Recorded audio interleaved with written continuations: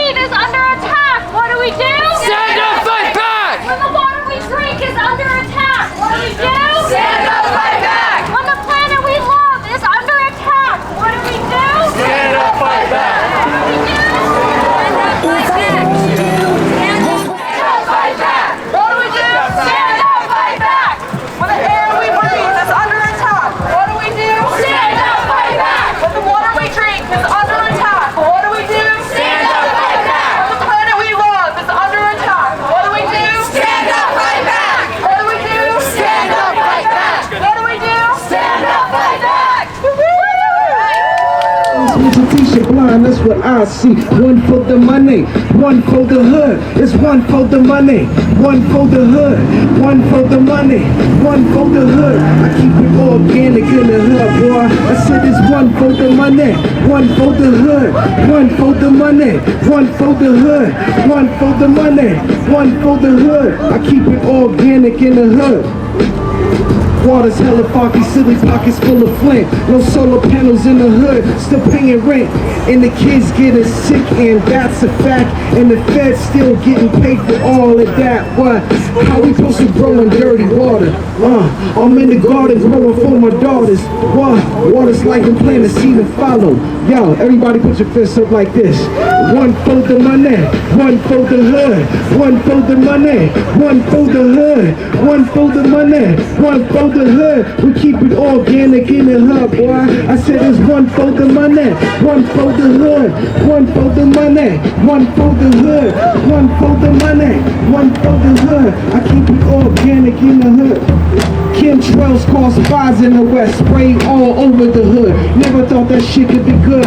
Now the sheriff said you gotta move. They wanna build a highway and there ain't nothing you can do to tell them. It's like a jungle sometimes. I see them killing the trees, corrupt land with the foreign disease, displacing animals, It makes it harder to breathe, make you fall to your knees, reminiscent the bees. Before you sit down, praying all 4 directions. Use your food stamps in the produce section. Get some land, harvest water, keep it moving. It's eye for an eye, you got to show improving. See, we manifest the heat, holding heat in the night. Hopefully you hold tight, eat fresh and eat right, and watch what you say, homie, watch what you do. Watch what you say, homie, watch what you do. Alright? Testing. Can everyone hear me? Perfect. Hi, my name is Madeline Pierce, and it's an honor to be such lovely people on an equally lovely day. Seeing everyone here reminds me of what a blessing it is to have such a strong movement of individuals to see them use their voice today. So great to see. This is a form of active activism, and it is effective. However, when I first started activism and getting involved with the movement, a question came up. What is the best way to use my passion to drive real and actual change? When I first started activism, I was inspired by a little book by Greta Thunberg about the dangers of climate change. However, reading it late at night with my lights off and a book light made the book even scarier than it already was. But it really put the climate situation into perspective, and more importantly, it showed me just how powerful a youth voice can be. So I started doing more activism. Honestly, the majority of my activism was via social media and petitions, but what really changed me was going to the ACLU Advocacy Institute over the summer and discovering how networks of activism work and function. As a high school sophomore, I find it very important to keep up to date with current events and news, but it really put into perspective how those events can affect me and different communities across the world as well. This led me down quite the rabbit hole, and now being exposed to all these issues, and it's easy to be passionate about multiple issues and situations. So I had a mission. Once again, I asked myself, what is the most effective way I can use my passion to drive change? After contemplation, I came to the conclusion that my voice was the solution. Words on paper are nothing without a voice to breathe life into them. Words with life become illuminated and help us understand real humanity, emotion, and passion. Passion is powerful. It inspires movement, change, and a better world. I look to the past for this. Our most successful movements have been driven by the people, for the people, and with the people, and their voices expressing their concerns and making an effort to get them accomplished. Greta Thunberg, as I mentioned earlier, started a global movement as a teenager, and here we are today as the body and blood of that movement. We are using our voice to demand change. We are nothing if not a powerful collective. Here today, we are doing the same thing as a global movement across the nation. Millions of youth, just like you and me, have the ability to use our right to free speech as a right to protest the current situation that prioritizes profit over people. The war on Ukraine is not just a war on an innocent people, but a war on an innocent planet. It is our duty as good Samaritans to stand up to corporations who believe it is okay to fund a war machine and the emissions that it produces. It can be overwhelming and scary to do this. A lot of the time, corporations push for us to reduce our carbon footprint, to bike more, recycle more. That is what will solve the climate crisis according to them. But those small efforts may be good to put into practice to generally improve life, but this also places the blame on us rather than the corporations who make up the majority of global emissions. This is why it is especially crucial for us to use our voices here and now. Show that we are not afraid to call them out on their bullshit, and that we are informed citizens who have the absolute right to call when a corporation is exploiting people and our planet for financial gain, to call them out. This is a global call across the world to prioritize people over profit, and our voices here today ring as a part of that collective movement. We are a part of a larger whole. It shows not only a new perspective, but a relit flame of the passion of justice. Let us take our time now to call out Chase with the involvement of Gazprom, one of the largest oil companies in the world, funding the Russian war machine and a global climate crisis. Our time frame to keep the global mean temperature below 2 degrees Celsius is closing, but it won't be closed if we keep up our movement and make our voices heard. Efforts have begun to be made because of our outcry, but that is not enough, so let's keep pushing. We are a part of a change driven by future leaders of this world for a future of this world. Thank you for letting me speak and be here today. I'm so glad we have such a large group of people. Thank you.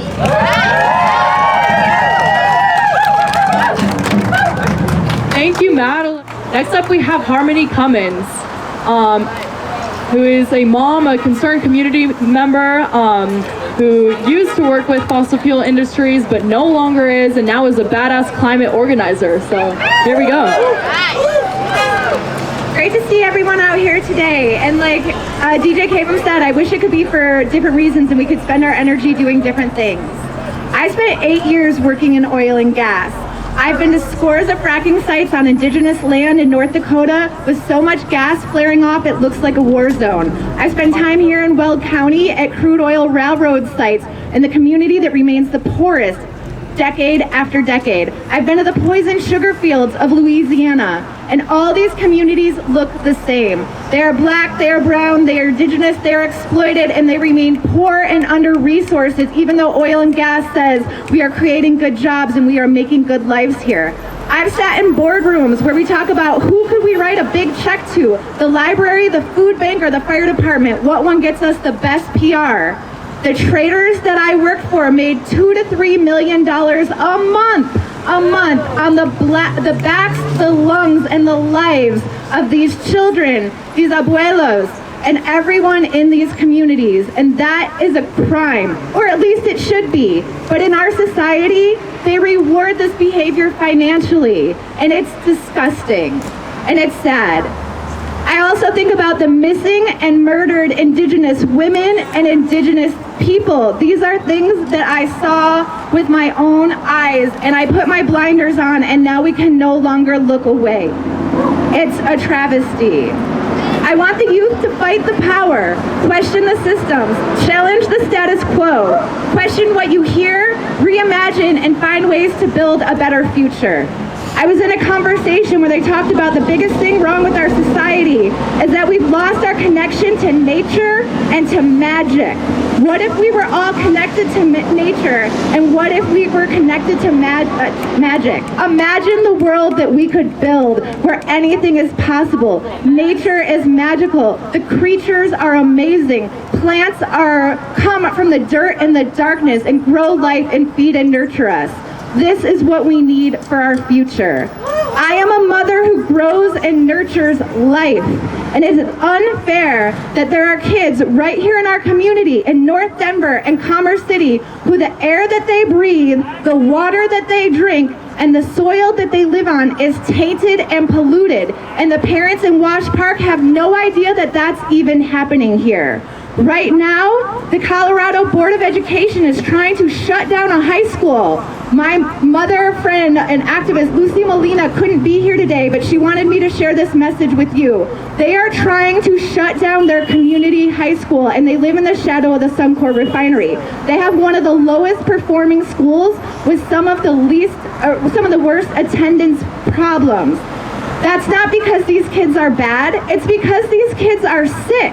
These kids are missing 70 to 100 days of school with nosebleeds, headaches, asthma, hormone problems, and that should be a crime. It is unfair that the air that my kids breathe is better than the kids that the air breathes over there, and that's something we should all give a shit about. And we need the kids to tell them. One more note on Suncor. They made over $700 million in profits. $700 million in profits last year. Most of that money goes to Canada because they are a Canadian company. And like you heard, they're building a pipeline to process more here. That is fucked up. Shut it down. Shut it down. Shut it down! Shut it down.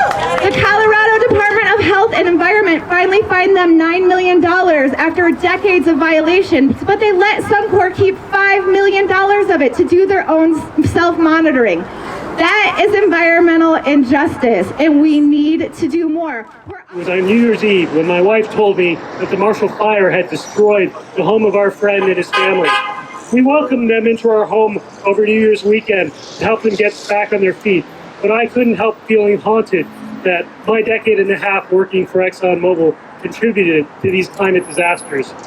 I'm here to tell you why I believe that the money made available to oil and gas companies like ExxonMobil from banks like Chase are misdirecting the talents of my generation to endangering all of us with dependence on depleting and destabilizing fossil fuels.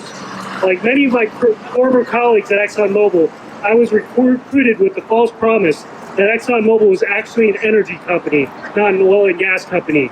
I was well educated on the perils of fossil fuels, studying mechanical engineering at the University of Illinois in 2002. I knew then, as well as my daughter knows now, that carbon dioxide emissions from burning fossil fuels are disrupting the climate. Much of my graduate studies was funded by a National Science Foundation fellowship for reducing carbon dioxide emissions from cars. I also knew that oil and gas are far too limited to keep affordably running society on them for much longer, as they were formed from millions of years of captured sunlight and sequestered carbon and microorganisms buried miles underground, cooked into hydrocarbons and trapped by geologic accident. It only took a couple hundred years for humans to release millions of years of sequestered carbon into the atmosphere from burning oil and gas. I wanted my academic studies to lead to a meaningful career helping society transition away from fossil fuels, and I was unfortunately persuaded by ExxonMobil recruiters that so-called natural gas would be the bridge fuel to a zero-emission future. Over a decade and a half working on gas projects, I found to my dismay that ExxonMobil management not only had little interest in my personal efforts to transition the company away from fossil fuels, they are obstructing efforts by governments, citizens, and other companies to transition away from fossil fuels by funding professionals and industry groups to mislead the public on climate science, spread disinformation on renewable energy, and lobby against any move away from fossil fuels. I realized that ExxonMobil management was motivated much more by selling every last drop of oil and every last molecule of gas on their books than serving their customers' need to have energy without the pollution, health impacts, wars, and climate disruption of oil and gas. In the meantime, ExxonMobil advertised itself as taking on the world's toughest energy challenges while doubling down on hydraulic fracturing for tight oil and shale gas. By the time I quit and discussed from ExxonMobil, the company was promoting natural gas as the future rather than as a bridge fuel to a zero-emission future. So-called natural gas is primarily methane, and my ExxonMobil research colleagues and I knew that gas wells and infrastructure leak methane. Leaking just 3% of the gas throughout the infrastructure makes using gas for energy as bad as coal and making the climate crisis worse. My personal experience is that it takes thousands of hydraulically fractured shale gas wells to equal the decades-long production of a single conventional well. So shale gas wells make methane leakage worse, require much higher prices than now to be profitable. Through my decade and a half in the oil and gas industry, I saw wild price spikes from less than $40 a barrel for oil to $147, and $2 per million BTU for gas to $20. In the industry, it's well known that volatile price spikes of 10 times more are driven by the fact that the easiest and cheapest oil and gas have already been extracted. Much of the remaining oil and gas require much more expensive extraction, such as hydraulic fracturing. Money from banks like Chase enable companies like ExxonMobil to keep misdirecting the talent of their workers to locking society into decades of oil and gas infrastructure dependence.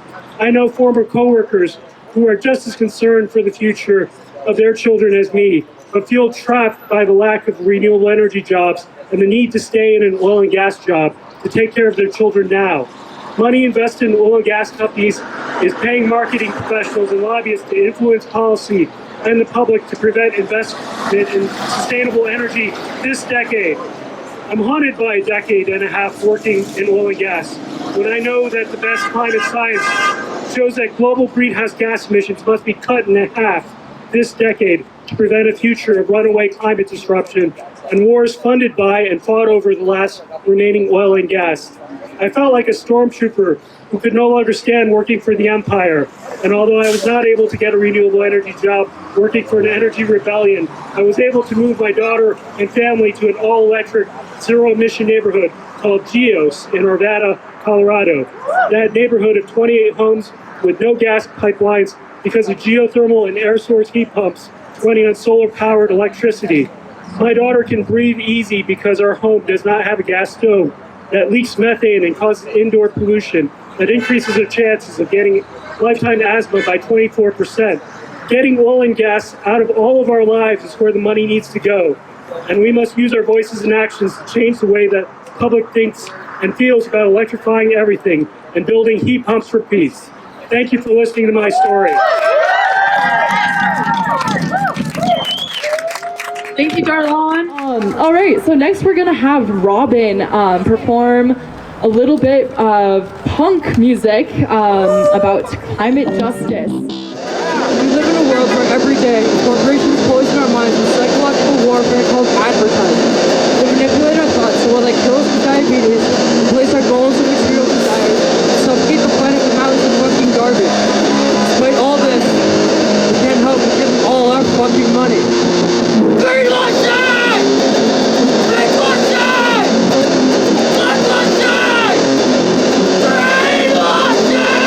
Charge twice as much for women's razors than they claim that they're our saviors.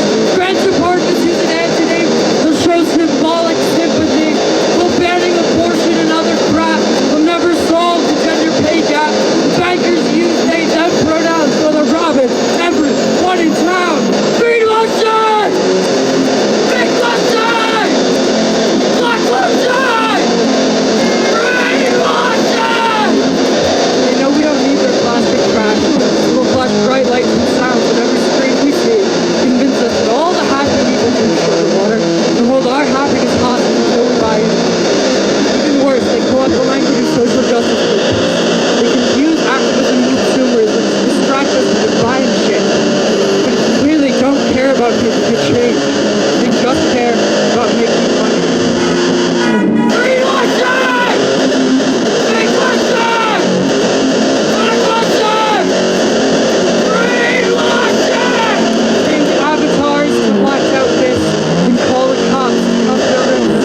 They tweet that Black Lives Matter while they're treating them like cannon fodder. We give a shit about racial justice. Demand real change. Come march with us. Prevent the next George Floyd. Don't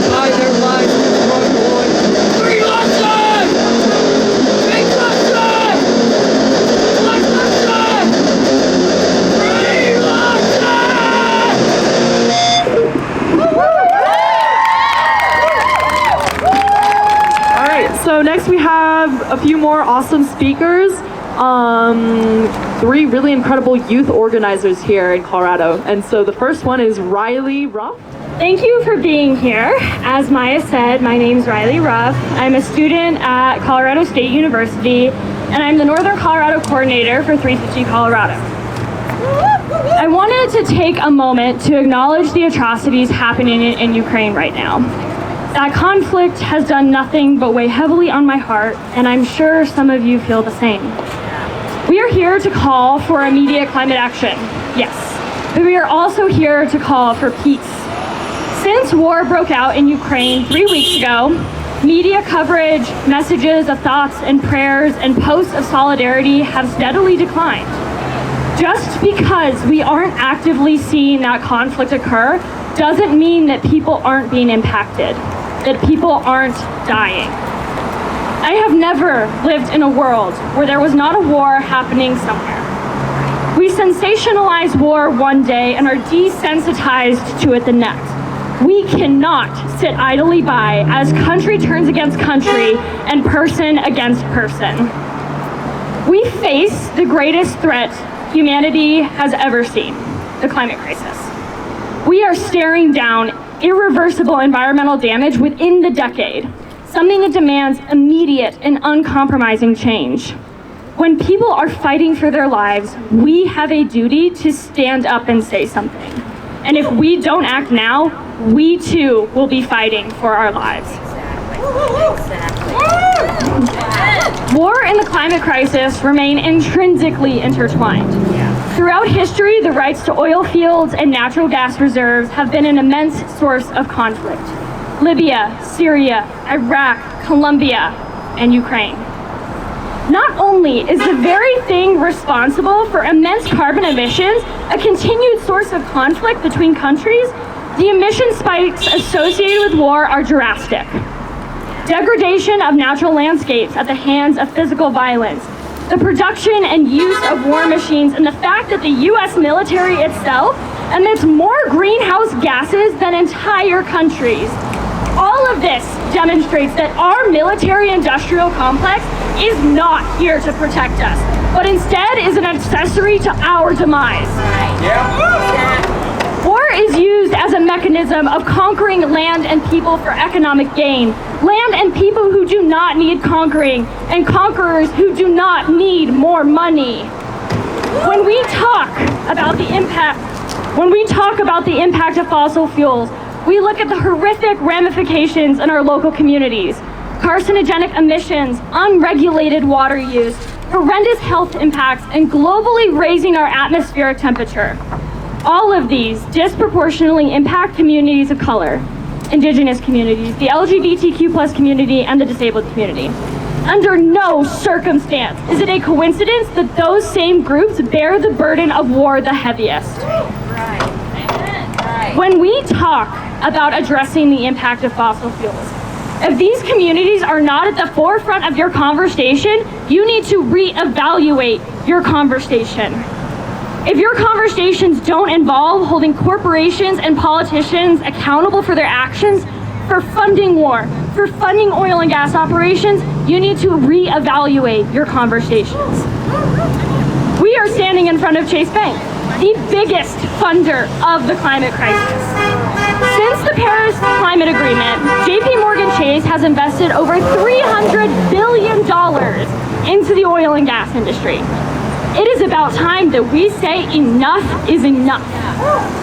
Funding the oil and gas industry is funding war, conflict, violence, and oppression. Funding the oil and gas industry is prioritizing their profits over our living, breathing planet.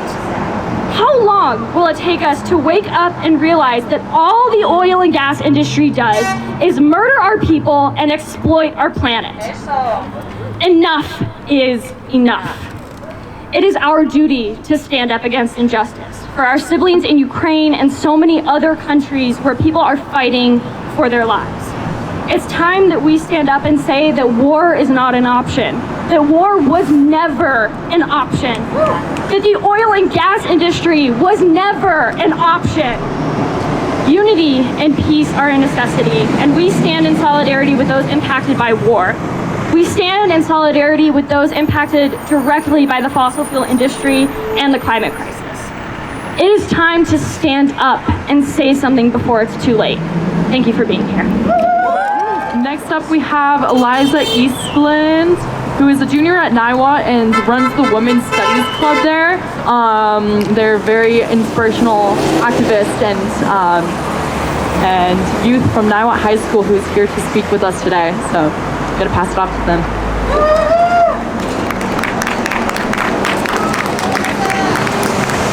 Hi there. I don't have any stats about climate change to share with you, but I do have this. What did you want to be when you grow up?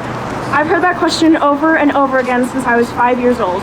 And as a 5-year-old, I would have told you that I wanted to be a teacher. I wanted to lead the next generation into leadership positions and to their own fight for activism. But now I'm a junior in high school, and my answer to that question has changed quite a bit. I would tell you, if you asked me what I want to be when I grow up, I would tell you I want to be safe. I want to know that my planet is not going to burn down, that my home is not going to be lost, and that the people in my lives are going to be safe from fires, flooding, rising sea levels, and all of the effects of global warming. I'm not even grown up yet, and I can tell you that I don't think those things are going to happen unless we fight for it.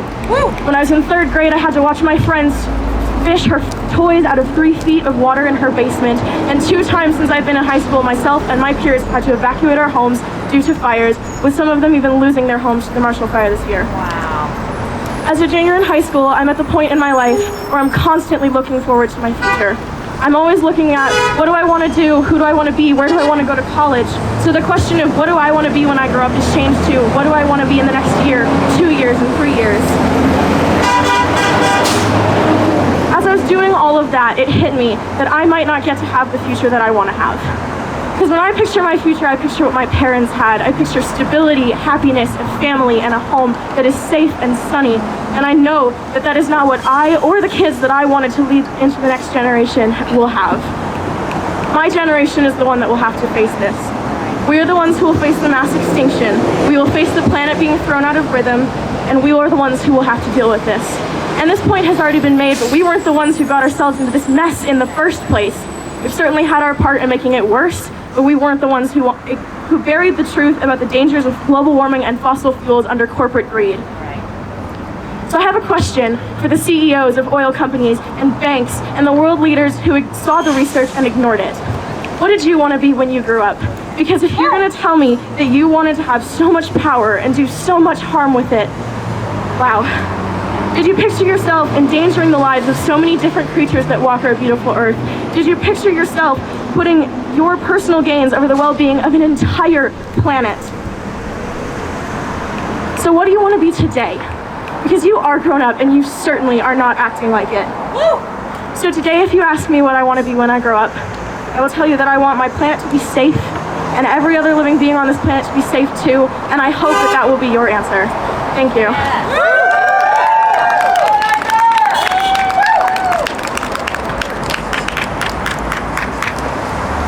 Amazing, Eliza. Thank you. That definitely hits hard. Okay, finally we have Kat, who's gonna come finish it up. Kat is on a gap year right now before heading off to university to study criminal justice. And Kat hopes to use this in the future to bring about a better world. So let's hear it for Kat. So today, March 25th, we gathered here just making our way through the last days of the first quarter of 2022 and only 28 years until 2050. The 2050 scenario was created a little over 2 years ago by climate activists and researchers to bring attention to and highlight the quickly approaching date in which our Earth can no longer be saved. I would say that 28 years is a good and significant time for us to make a change in our climate. However, compared to the countless number of years leading up to today, many of our hopes are dying. Now 2050 will not be the last day on Earth. It won't be boiling rains and raging storms taking each of us out in a matter of seconds. It's no apocalypse. It is a deadline of our work and progress into making a distinct change in our Earth. The date that there is no more we can do to salvage what we stand on and breathe in today. And that in itself is all the more terrifying than having a concrete last day on this planet. In 2050, the global temperatures are estimated to go up 1.5 degrees Celsius, meaning that many days in this earth will be spent at 140 degrees Fahrenheit, and right now we're sitting at 60 degrees, and most of us have to take our jackets off anyway because it's too hot. In these days, we can no longer go outside safely to cool off because our bodies will not be able to withstand the heat and humidity. Not that many of us will be out anyway because the air we breathe will be too acidic and bitter as it goes into our lungs. And the masks we wear right now won't be to protect our peers from viruses, it will be to protect our own lungs from our air.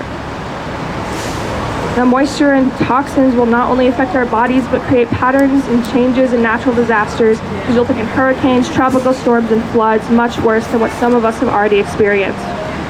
There is still hope, seeing the people here today. I'm hoping that 28 years will be enough time to keep our planet living and not dead. In order to keep global warming from increasing by 2 degrees, global carbon emissions need to reach net zero, meaning that man-made carbon dioxide emissions won't be found in the atmosphere. As members of our society, we will do what we can, cutting down on transportation uses, using renewable energy resources, and being cautious about our consumption and choices. However, there is only so much we can do within our means. It is impossible to turn off energized heaters in the dead of winter to keep our families warm when we can't afford anything else. It is impossible to walk 2 cities over because this is the only place we can work and afford to pay rent. And it is impossible to turn off our power when there is still work to be done after hours. However, these things can be made possible if we hold the right corporations and individuals to their promises. It is possible for factories to limit their hour and machine operation uses. It is possible to give every working individual access to free public transit. It is possible to take advantage of renewable resources. They're renewable. They're not going anywhere. The unfortunate reality of the situation is that few of us in the working class, the people here today, can do very little to make a significant change. We can do all we can, but our combined efforts won't make as big as a difference as the efforts of a single corporation that finds it well within its means to do things differently. Numerous affluent organizations, such as Chase Bank, have the ability to transition their institutions so that they are cleaner and create less harm to the planet. But this will not happen unless we demand action and uphold these verbal obligations. Those with the authority and influence to evaluate and change their current situations must do so. In 1970, the Clear Air Act was passed to prevent air pollution and cut down on emissions from industrial and mobile causes. In 2016, 193 parties signed the Paris Agreement, vowing to establish a stronger response to our climate crisis.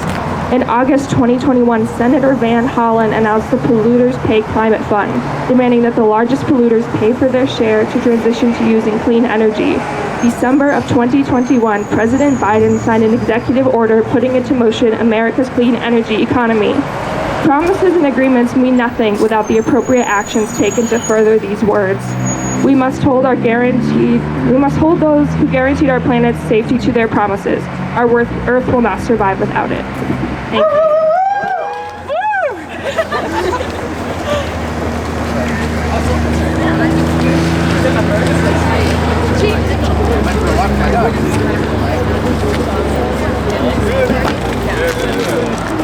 Yeah.